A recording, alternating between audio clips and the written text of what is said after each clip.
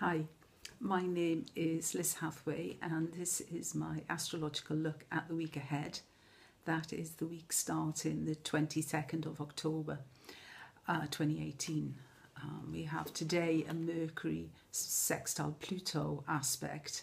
Mercury is in Scorpio at the moment, and Mercury rules, among other things, journalists and writers and opinion makers.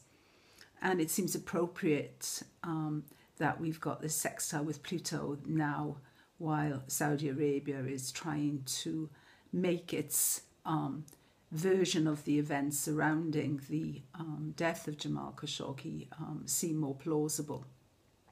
Mercury in Scorpio, of course, has depth. It's always a planet that's related to the message, the messenger, should we say.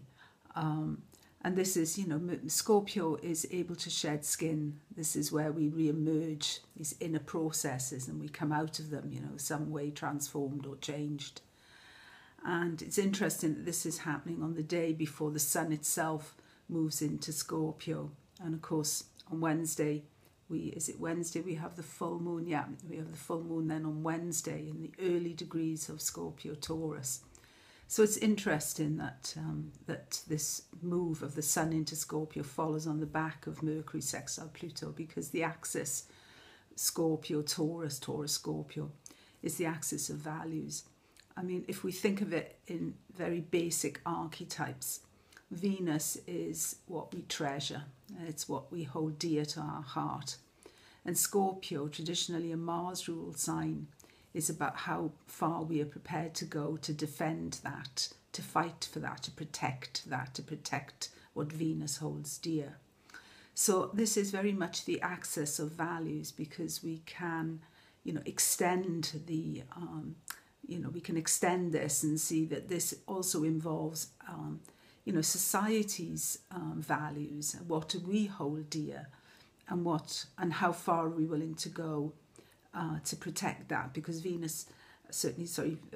Taurus is Venus ruled, and Taurus is very much about the material world too, and it understands the nature of the material world. And what we are seeing very clearly exposed in the case surrounding Jamal Khashoggi and his horrific death is, how dependent we are, for example, on Saudi oil. And when there is a relationship of dependency, it becomes very difficult to act appropriately or completely in line with one's own moral values.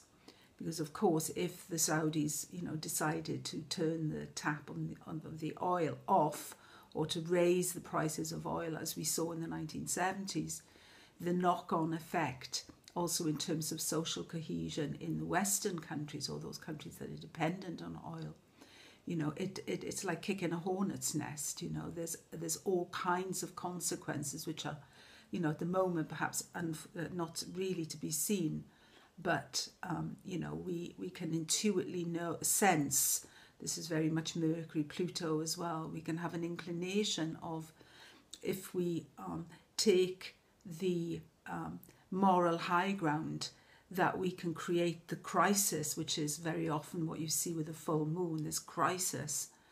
And what then, what would be the deeper implications of cutting contacts with Saudi Arabia, or, imposing all kinds of sanctions on them, which they would then, of course, reciprocate.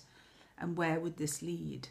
So it's the dependency thing, I find, is also how Pluto gets you really by the short and curlies, really. Pluto can really get you like that. Yeah, it's sort of really, the moral issues become extremely fraught and tense when Pluto's in the picture.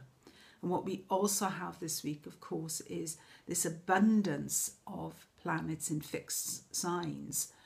So, the full moon, of course, falling in fixed signs. We have also Venus in Scorpio, Mercury in Scorpio, Jupiter in Scorpio. So there's a lot of fight on that side. Then we have the Pluto-Saturn thing going on in Capricorn, which is as solid as a rock as well, which is, very conservative, very patriarchal in many ways. And then we have the more female sign, which is the moon in Taurus and Uranus in Taurus. But again, these are all fixed signs. So fixed signs have a point of view and they're sticking to it. And we've got this kind of emerging T-square here as well, you know, with Mars. So the moon will square Mars. So the moon is like acting as a way, is channeling it. So public opinion, how do you keep, you know, the public opinion, the mass of opinion on your side as well. But there's a rigidity in fast signs, specifically when you've got, like at the moment, you know, 7 of the 10 planets in fixed signs. It's like, zzz, you know, it's dig your heels in stuff.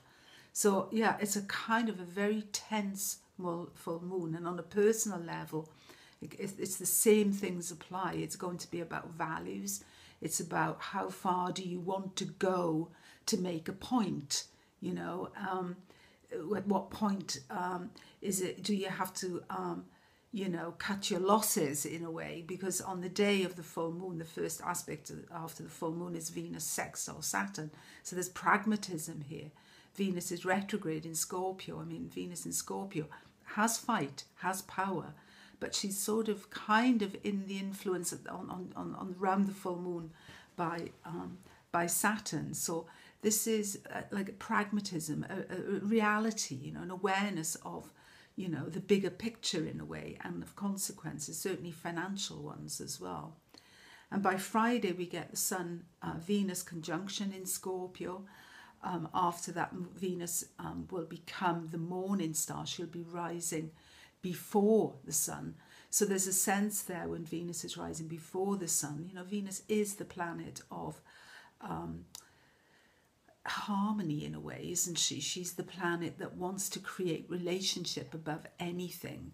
So she's going to be rising before the Sun. So she's sort of ahead there, got a little bit of a nose ahead. So, and then on Sunday we have this Sun sextile Saturn, which in a way, you know, the both of these planets feel sort of very structured, but there's a sort of harsh, authoritarian feel to it. And there's a sort of like, you've made your bed, you lie on it. You know, there's a sort of inevitability in there in a way. So it's a strange week. It's a strange full moon. It's a strange energy.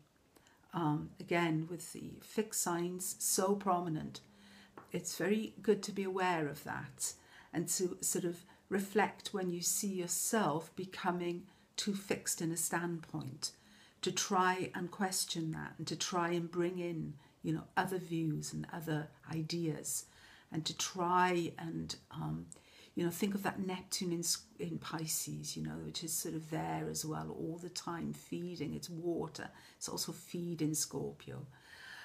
So try and stay in that Pisces and, you know, go with the flow a little bit. Let things move through you as opposed to catching things and, you know, eventually possibly even with Scorpio poisoning the system. Okay, thank you for listening. Have a great week. Bye.